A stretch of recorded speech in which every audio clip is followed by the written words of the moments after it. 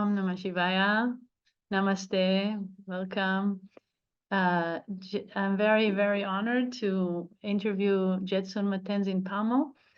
And we've been doing this now every year for the Christmas and New Year Symposium and celebration in the Bahamas. Previously, Jetsunma Tenzin Palmo used to come in person, and we're still hoping that she will return at some point. But since I think since COVID, we were doing this like this virtually and presenting the recorded interview in the symposium, in the satsang. Our symposium is Unity in Diversity, and Jetsunma is representing the Tibetan Buddhist tradition. So I'm very, very honored to spend this next hour with her. And she is a Tibetan Buddhist nun for many years, and very advanced spiritually, very respected in the Tibetan tradition, and has an amazing life story, which you all know. So I'd like to welcome you, Jetsunma, and thank you so much for your. I know it's such a busy week for you, so we highly appreciate that you're taking the time today for this interview. And it's been a year, exactly a year ago, we met here on Zoom, and we had a beautiful session. And I think the first thing we wanted to ask is if you could update us on your amazing work there in the nunnery and all the projects that are happening, all the achievements. It's always so inspiring to hear. So maybe you can give us a short update. Well, it's been quite a busy year in many ways, and I won't bore you all with what all the nuns have been doing. But nowadays, they've been traveling much more. Groups of them have been traveling. Some of them even went to Korea for a Buddhist women's conference, which was held there. And others have been on pilgrimage and so forth. So they're getting out more. And also the International Buddhist Confederation invited 20 nuns to participate in their own symposium. So the nuns have been running around quite a bit. Nowadays, especially, we're very happy that tomorrow, 4 of our nun graduate teachers will be honored with what is called the Kenmo degree. Kenmo or Kempo is like a kind of professor. It's like a doctorate in philosophy. And this is the first time in our tradition that this has been awarded to nuns, to women.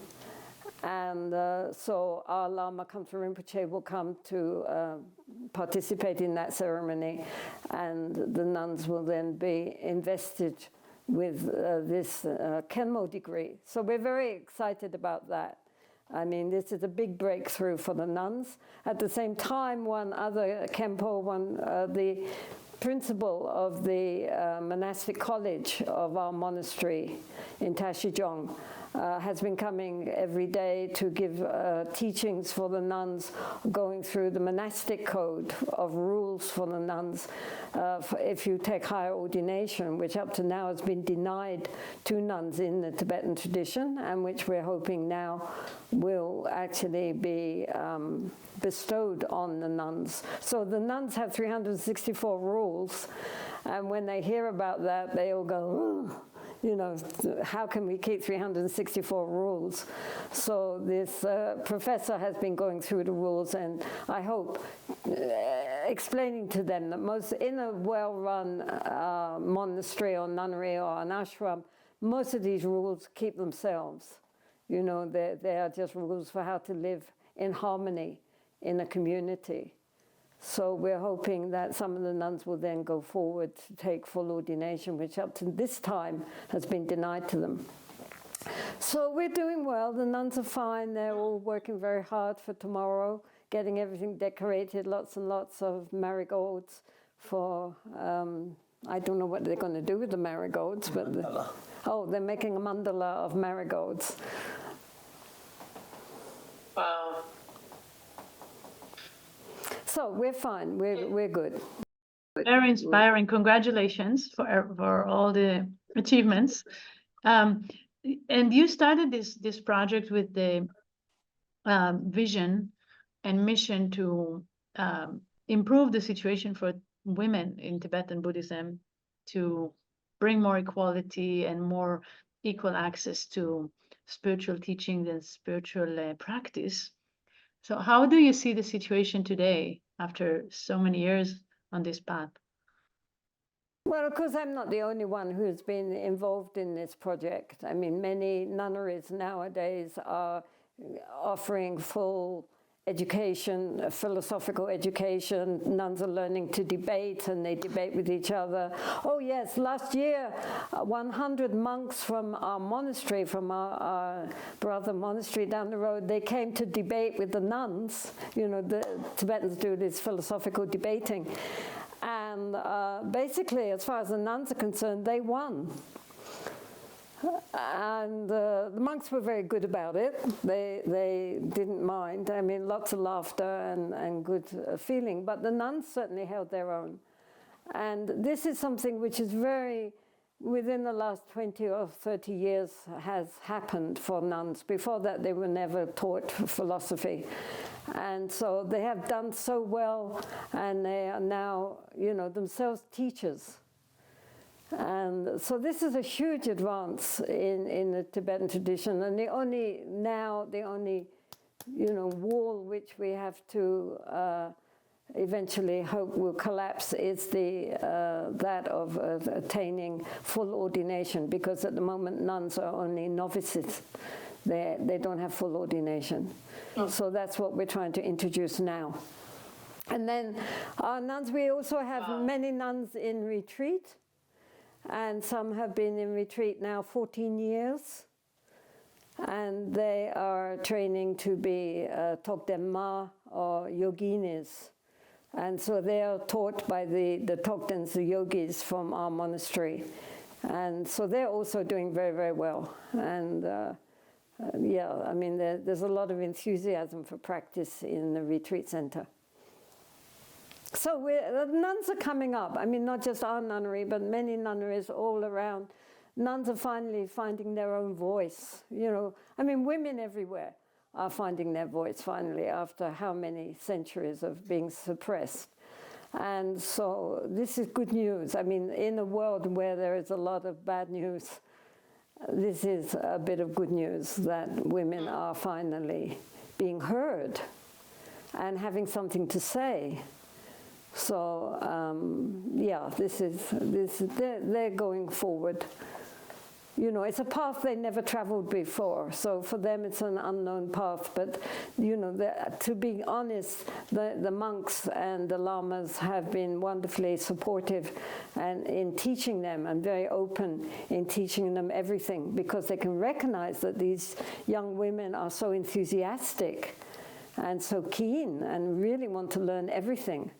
And so, you know, it's a very reciprocal relationship in which one, you know, each side is helping the other. So it's very nice. That's amazing. Thank you so much for sharing this, and wishing you continued success with this. You mentioned about the negative news, the bad news in the world, and many people feel that the world is in turmoil. So the question is, if you could offer an advice to people on the spiritual path, maybe are there any tools or any practices to help to cope with the situation? Yeah, well, of course, it is a very terrible situation. I mean, of course, especially you are considering Israel. But, you know, many places around the world at this time, including Russia and Ukraine and others, and Africa, are really in a very traumatic situation. I think the important thing, honestly, I say, is not to plug into the dark energy, and not to recognize that everybody is suffering in this situation. and that our compassion for all the suffering that people are bringing on themselves and others needs our unconditioned compassion. Both sides. There's no sides. Everybody's a loser on this one. And everybody is suffering. It doesn't matter what their justification is, they're suffering.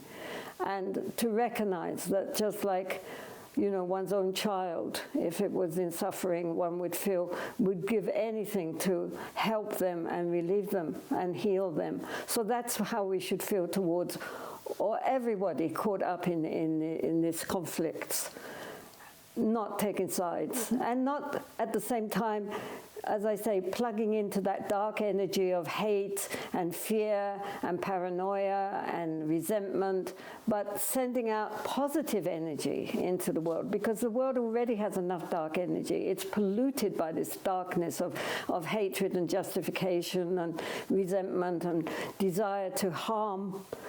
How sad. How sad. I mean, here we are as human beings with such incredible potential for enlightenment, and instead we just cultivate endowment, you could say. I mean, we just try to make things worse and worse and worse. How sad. So sit and just cultivate genuine compassion for all sides and genuine love and light. Imagine those going out and lightening up. You know, first it can start with where you are in Israel or wherever you are in Bahamas, and all the pain in that environment, lightening it up and then spreading out further and further and further until finally the whole globe and then the whole universe is covered in the light of love and compassion and wisdom, because this is exactly what we need, not to get caught up in all the dark energy which is being generated in this world at this time. It doesn't help to create even more dark energy through, you know, feeling fearful or angry. That's just adding more.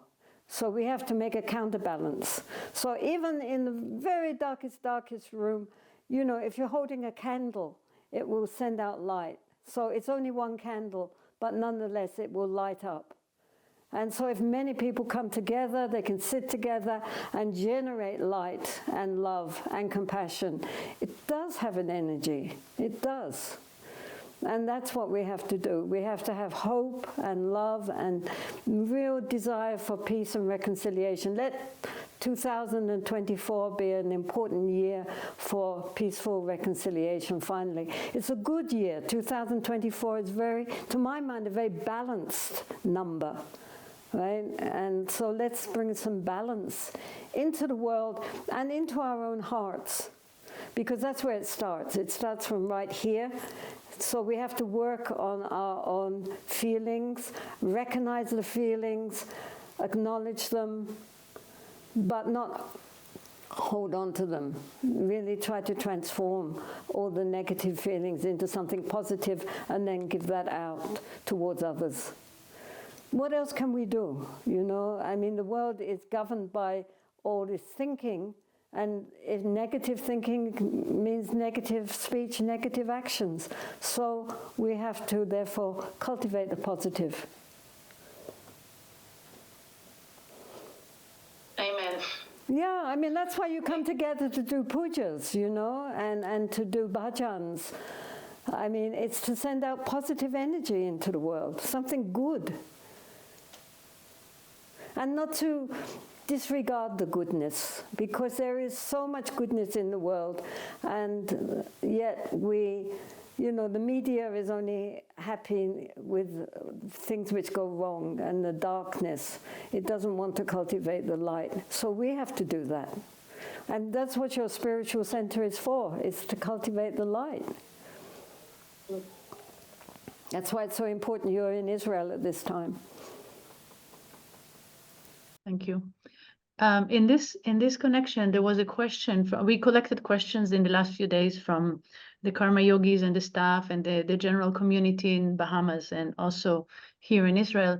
And there was a question about cultivating virtues or positive traits, like the ones you mentioned, love and compassion, kindness, and replacing how to replace negative thoughts and emotions with positive ones. If you can offer some practice or some technique. Well, you know, I think a lot of the anger in the world is caused by the fact that people are not at peace within themselves.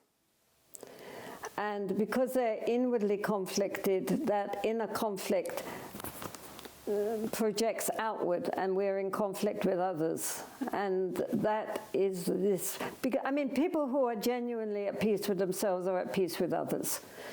And so therefore, the Buddha recommended that when we did loving kindness meditations, compassion meditations, rejoicing meditations, we start with ourselves. And we think, may I be well and happy. May I be peaceful and at my ease. May I be free from suffering. And really make friends with ourselves. And that means that also when we feel negative emotions coming up, we recognize that this is a negative emotion. This is anger, this is fear, this is jealousy, this is pride, whatever the emotion is, to look at it and see it and name it. And then not cultivate it. Replace it. Like if we get angry, to recognize this, the person who is making me angry, or the situation which is making me angry, is actually helping me on the path to recognize the negative emotions which I'm feeling. Like if we're always in a very nice situation with people who are doing and saying everything we want them to do and say, and everything is very nice, then we think we're very nice people. Because it's very easy to be friendly and loving to people who are friendly and loving. You understand? But when people are difficult, when people don't do what we want them to do, when people are rude or aggressive or whatever, and we get upset, we respond by wanting to be rude back, then we can see that. Well, thank you for showing me that. Because if you hadn't done that, I would have thought I was beyond being upset and angry by other people. But now I see I've got to work on this. So thank you for being my teacher. And then we can take that emotion, whichever one it is, and look at it, accept, recognize it. You know, right? I'm angry, I'm upset, I'm hurt, or whatever the feeling is, and then work at what is the more skillful response. For example, when people make us angry, then the more skillful response would be to be more forbearing, more tolerant, more patient. Or if people are, creating problems, then we can look at that and see how to deal with that more skillfully. That's our practice. So there are many practices for dealing like with patience and how to cultivate loving kindness, how to cultivate compassion. But we need to recognize the negative within us first in order to be able to then work at how we can replace that negative emotion. For example, if we feel jealous of somebody, then we can recognize I'm jealous, I'm envious, and then replace that by rejoicing in their happiness. They got something I want, but they're happy, so I'm happy for them. And then that replaces our feeling of jealousy and envy by rejoicing in their joy. So in that way, I mean, all these negative emotions have the counterbalance, like an antidote to the poison. But first we have to recognize there's poison, and then we can search for the antidote. That's the path, right? I mean, everybody has something which they're working on, right? If they think they're so perfect, I would be very suspicious. So everybody has something. If it's not this, then it's something else. Some people get very angry. Some people are very greedy. Some people are very arrogant. I mean, we all have something. Some people are very lazy. We all have something. But that, in working with that, to transform that negative emotion, becomes the path. That's what it's all about, is it's going beyond transforming the negative into the positive. Because we have, I mean, our essential nature is completely positive. That's the good news. But the bad news is, in the meantime, we haven't recognized that. And so we have some work to do. Can you elaborate on this last thing you mentioned about our essential nature being good and how to recognize that? Especially in the Mahayana Buddhism, there is a lot of emphasis on what is called Buddha nature. And that means our essential nature of the mind. You know, normally we live within our conceptual thinking mind, so there's always a duality. Even when we are observing the mind, there's an observer, a witness, and the observed, the thoughts or whatever. So we live within this duality, which is ruled mostly by our ego. But beyond that, there is a level of pure consciousness which is described as being empty, in that, you know, like space, you can't catch it, you can't see it, you can't own it. But it is at the same time luminous clarity, because everything projects from that. It's that state of pure knowing before this split into knower and known. Right, just knowing. And that level of pure non-dualistic consciousness connects us with all beings. Our dualistic state of mind separates us. There's me, there's you, there's them. But in the state of pure consciousness, then there's no boundaries, like space, right? I mean, the normal example is like we see the clouds in the monsoon, all you see are clouds. And so we look at the clouds and we think sky is clouds. But if we keep looking at the clouds, then the clouds might part, and then we see behind the clouds are the sky. But then the clouds come back again. But now we know that the clouds are not the reality, that behind the clouds there is a sky. And the clouds come from the sky, they go back into the sky, but they're not the sky. So that's the point, is that our own true nature is wisdom and compassion. We don't have to cultivate it on that level. It's natural. The wisdom of non-duality and interconnection, and with that comes natural compassion, because we mess things up so much. I mean, our true nature is so beautiful, and we just don't recognize that. We just don't see it, and so we identify with our thoughts and our feelings and our memories and the ego, and we think that's who we are. And then we get messed up because, you know, either we like ourselves too much or we don't like ourselves at all. But anyway, we're all involved with this very dualistic ego, the me, the I. And, you know, that's where all this, you know, negativity also arises, because we cling to what we like. We're so greedy about all the things which give pleasure, and then we reject and dislike and get angry at things which annoy us, upset us. And all of it is based on the ignorance of this whole ego projection, not recognizing it's just a projection, a play of the mind. It's not reality. And so this is what the spiritual path, in all spiritual traditions, the understanding that, you know, we are, the essential nature is perfect and divine, but it's obscured by our little self, the little me, which covers it up so that we can't see our true nature.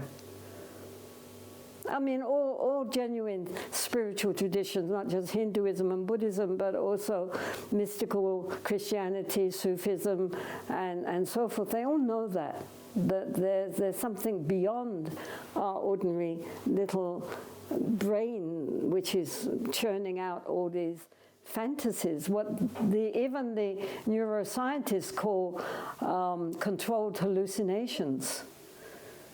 And that's what we live in. It's controlled hallucinations. And we don't see reality face to face. Isn't it? Mm-hmm.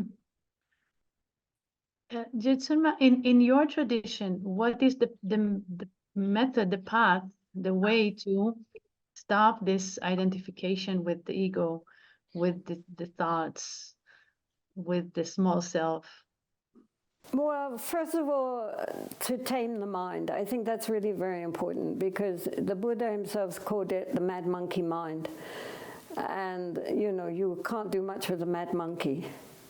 So first you have to get the monkey quietened down and becoming more workable. I mean, the point is our mind is out of control. We want it to go there, it will go here. And when it go here, it will go there. I mean, who's in control here? So what we first need to do is to make the mind more calm, more clear, more workable. Like a surgeon. I mean, if he's going to perform an operation, he has to have a scalpel, which is very clean and sharp, and you know, you can't use a blunt instrument. So likewise, we have to make our mind workable so that we can use it to examine the nature of the mind. What is a thought? Where do thoughts come from? We swim in an ocean of thought, thinking memories in the past, plans for the future, ideas and conceptions about the present. We're thinking the whole time. What is a thought? Where does it come from? Where does it go to? Who is thinking?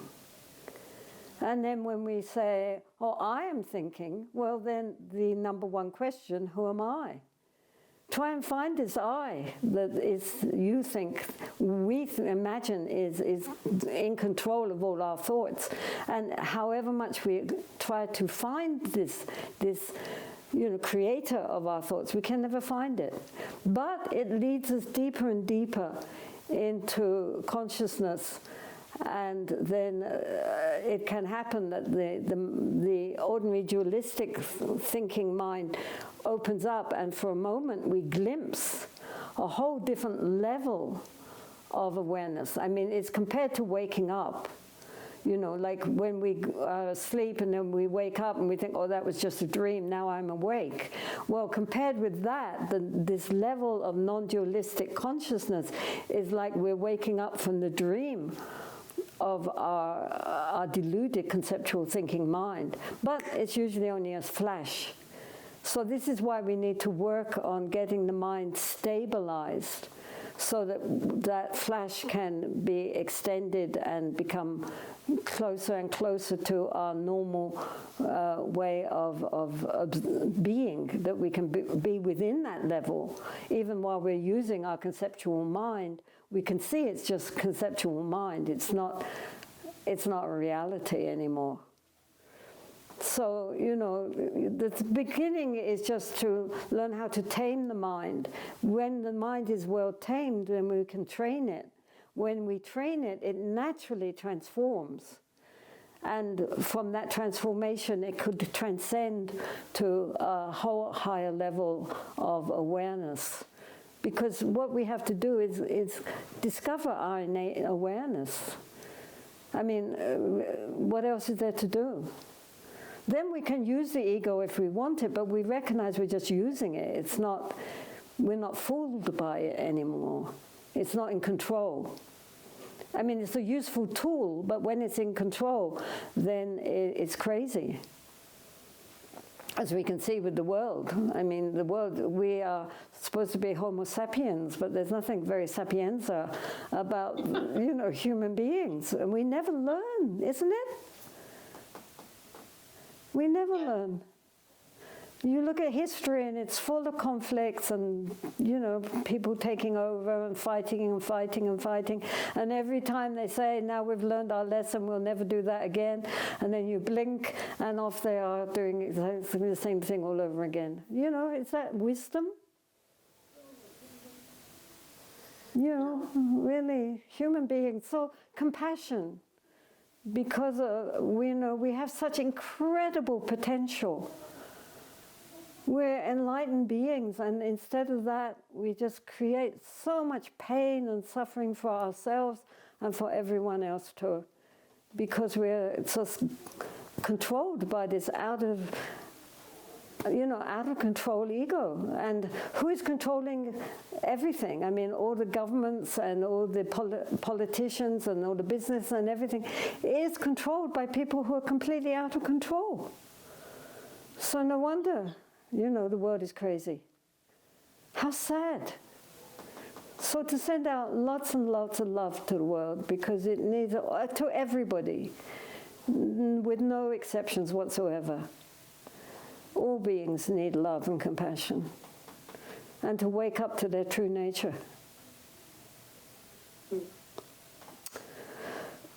Thank you. You mentioned about taming the mind. Would you say that the main practice to tame the mind is meditation?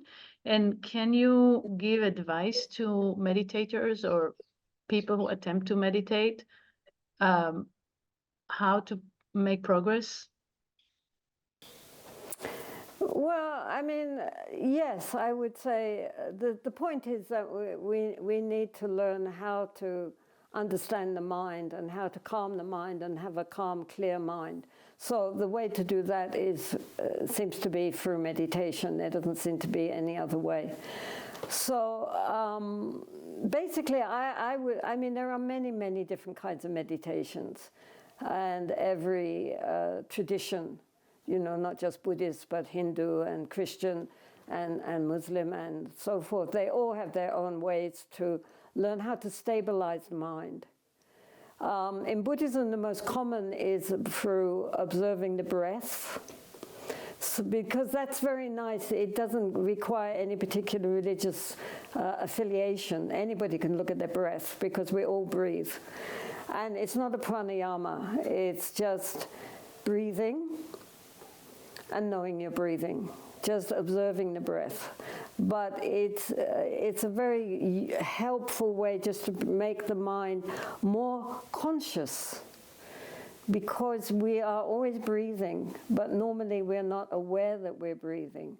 So now we drop everything else and we just breathe and know we are breathing. And when the mind goes off, because it gets pretty bored with breathing and knowing it's breathing, then as soon as we catch it and we know we're lost, we bring it back again to the breath and just relax.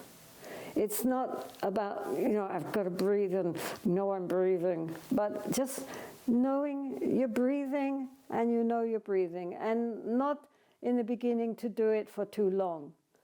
5 minutes, 10 minutes, then take a rest, then bring it back again, and slowly, slowly begin to allow the mind to quieten down. In the beginning, it might seem like the mind is more crazy, but it's not really more crazy. It's just we're becoming more conscious of how crazy the mind usually is, that we don't even notice. Now, when we try to do something very simple like breathing and knowing we're breathing, we can't.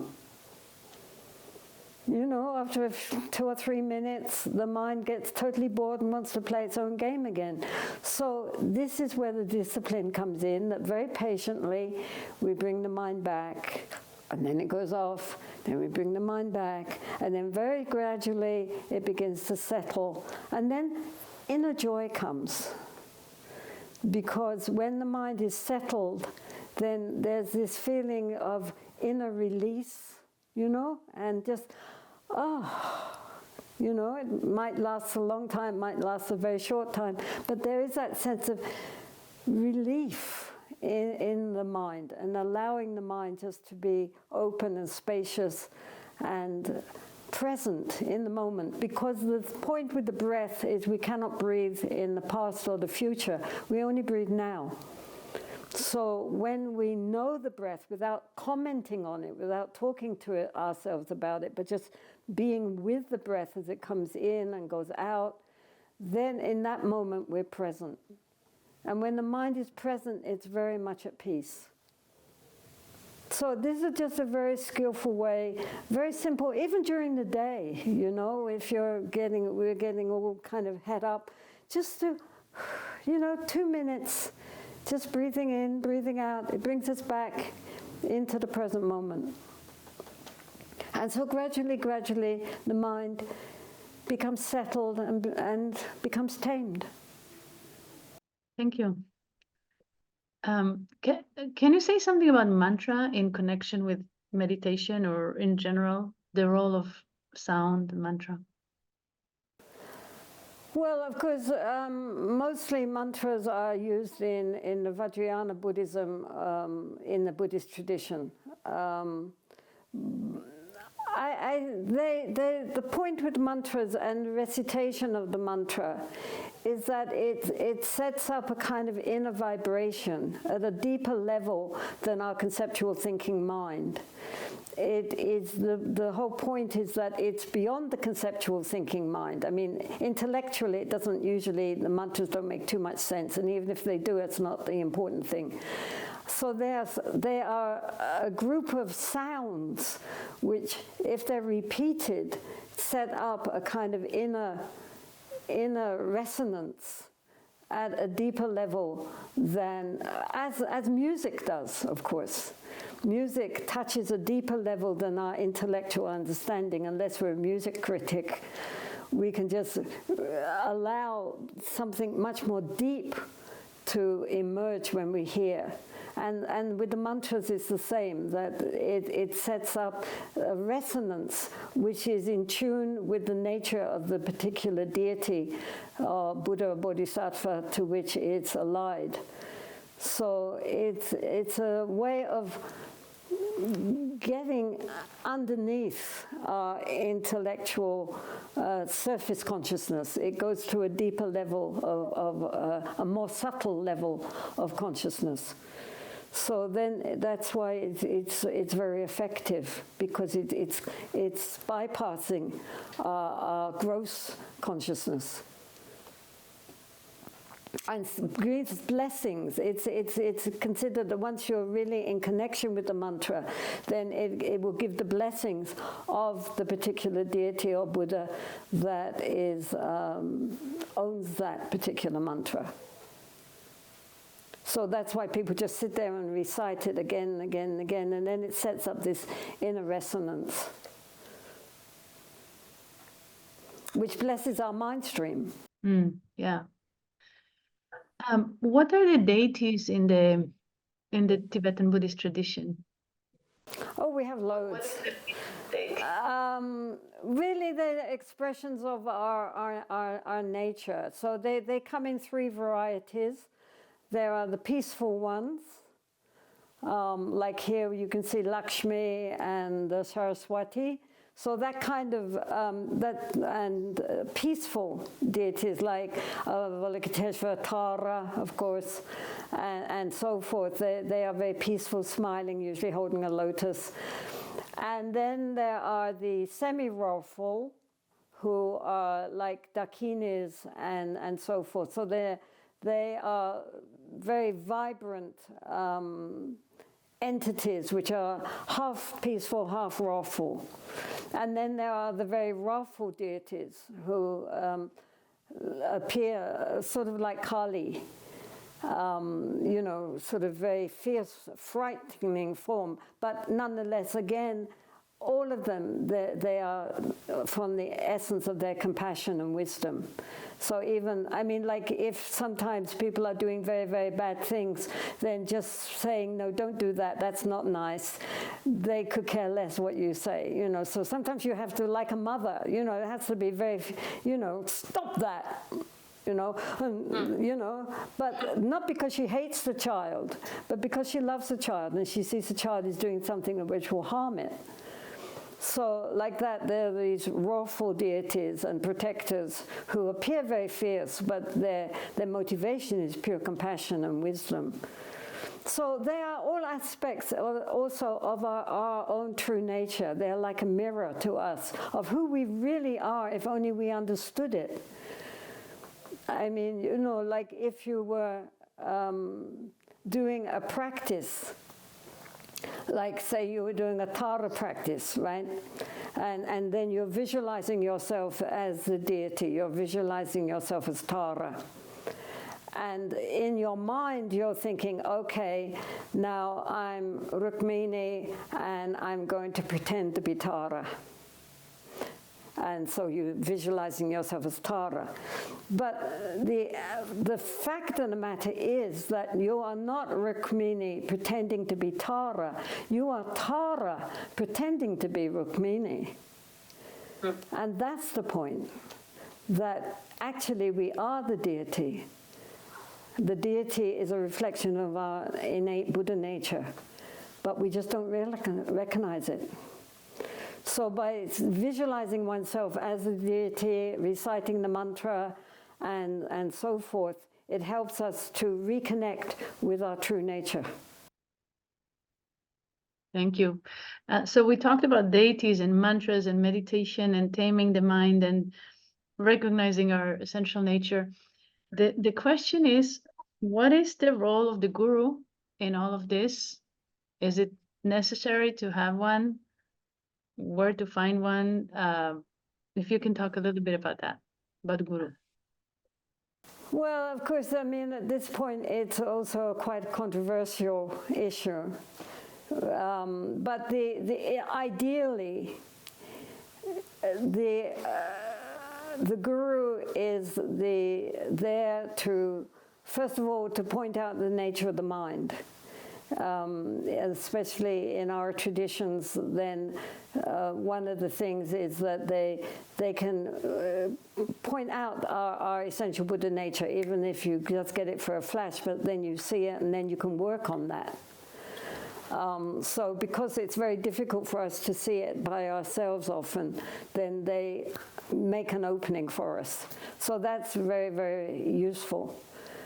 But apart from that, you know, like any skill, I mean, even if you're learning to play an instrument or you're learning a sport, it helps an enormous amount to have someone who is helping you, who themselves are experts, and then can show you where you're going wrong or where you're going right, and to encourage you and to show you how to bring forth your own talents into whatever skill you're trying to accomplish. So how much more for the mind, because the mind is very subtle and very difficult to overcome our habitual tendencies and to really allow the mind to blossom. So a teacher can be very helpful, both as an inspiration to show us it's possible. Look, that person started out as an ordinary human being, and now they have accomplished, and they are the fulfillment of what we read about love and compassion and wisdom. There it is as a human being in front of you. If they can attain it, we also can attain it. And then in the Tibetan tradition, especially, they have what is called Guru Yoga, where one sees the teacher in an idealized form, not as a teacher, but as in like a Buddha. And then receiving the blessings of that, and then the guru dissolves into light. That light comes in the top of the head, goes down into the heart, and one recognizes one's own mind and the guru's mind are the same, like water into water. So that, again, is a very powerful way of releasing the deeper levels of our consciousness and recognizing the nature of the mind. But devotion is considered to be a very quick path. In our Kagyu tradition, they say, well, meditation may or may not work, but devotion, then you will definitely get the blessings. Because you're emptying out. That's the point. You're supposed to try to empty yourself out so that the blessings of the Lama will fill you. And that's why it is, you know, traditionally, you're supposed to always see your Lama as a Buddha and not question them. I mean, this is always a bit tricky. In our modern times, we can see that could be, you know, a cause of going astray. But if you have a genuine guru, then it is a very, very skillful way to empty out your own ego and fill it with the divine light of blessings of the Guru. So that's always considered to be a very quick path, always providing that you have a genuine Guru and that from your side you have genuine devotion and not kind of treating them like a pop star. You know, that's a little bit a problem. You know, people don't know how to really open themselves up to genuine blessings, and they just kind of really just become like a groupie, a guru groupie, which is not what you're meant to do. That's just ego grasping again. Yeah. Thank you.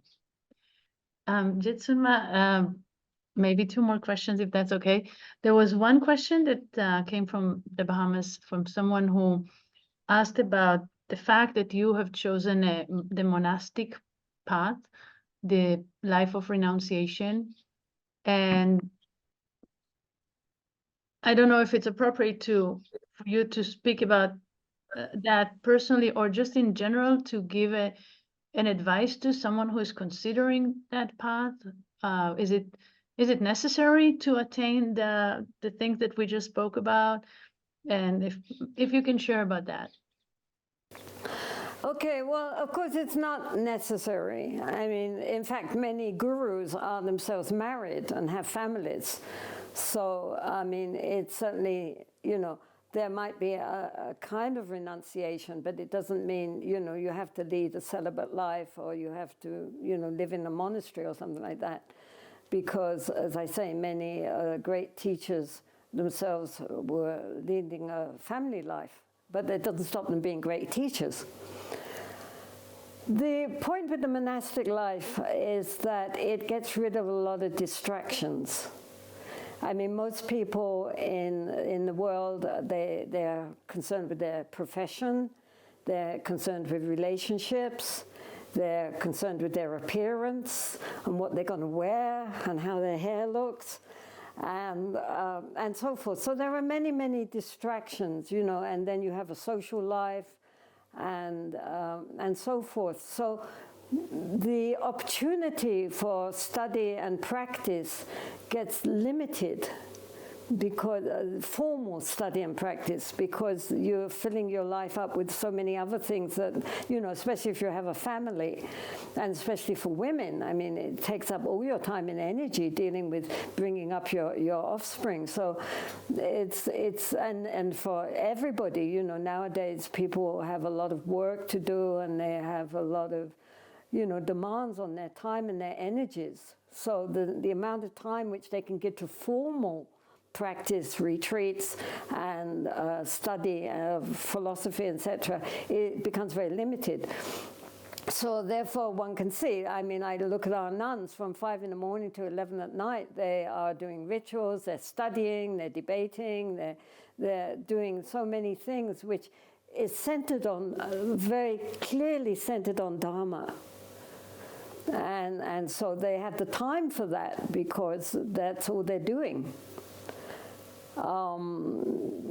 But nonetheless, because most of the people one is talking to are lay people and they're going to stay lay people and they're not going to be monastics, so therefore the emphasis is on how to use your daily life as your practice and to cultivate many of the qualities of the heart, like, you know, of course, ethical conduct for a start, but also generosity, kindness, patience, and compassion, and so many qualities of the heart, which one can definitely use in one's relationships with one's family, with one's work colleagues, with society in general. One can take everything that one happens to one as a Dharma practice. You know, you don't have to think spiritual is when we're sitting in meditation or when we're doing ritual or when we're studying and so forth. That's spiritual, and the rest of daily life is just worldly activity. Then nothing will change. But if we cultivate awareness, we cultivate kindness and so forth during the day, then even if one is leading a household life, it can be a very profound spiritual practice, maybe more than monastics, insofar as you're having to bring everything onto the path and not just selecting those bits which you think are appropriate. So, you know, nowadays it's very hard for people, Westerners especially, to become monastics because society doesn't understand monasticism. It doesn't understand the idea of being celibate, for a start. It's very suspicious immediately. Anyone who's celibate must be a bit weird, right? What are you running away from? They don't ask that of Tibetan monks, but from Western monks, they will always say, what's your problem? That you can't deal with relationships, you know, and they don't see the underlying motivation. So it's very hard for people to be monastics in the West because the society is so unsympathetic. Unlike in Asia, where people understand if you're a monastic, they will respect that. But in the West, it's quite a lonely life for people. And as I say, people are not very sympathetic to people who have dedicated their whole life to the spiritual path. They look on that as being, you know, just avoidance, instead of recognizing that it's actually opening up to what is really important in life. So it's hard. I mean, when people also, I mean, in the Tibetan tradition, when people come and say, I'd like to be a monastic, my first question is, how are you going to support yourself? Because while an Asian monastic can go into a monastery or nunnery, there in our traditions, very few nunneries for Westerners. So they are, who's going to support you? Just that, apart from anything else, you know. I mean, it's you know, how are you going to live? How are you going to pay your rent? How are you going to feed yourself? Nobody's going to do it. So it's you know, it's something to be thought through.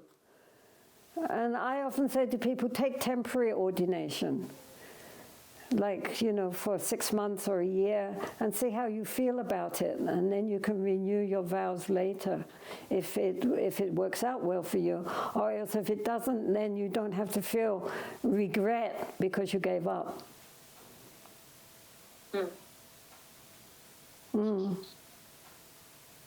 Thank you. I mean, it's easier if you have an ashram to support you. But in the Tibetan tradition, there really is very few nunneries in which Westerners are welcome.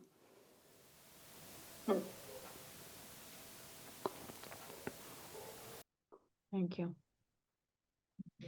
So maybe the last question for today is if we're about to celebrate the new year in just 3 days, if you could give a message of hope for the coming year, for 2024, to our community and to everyone who's listening to this interview.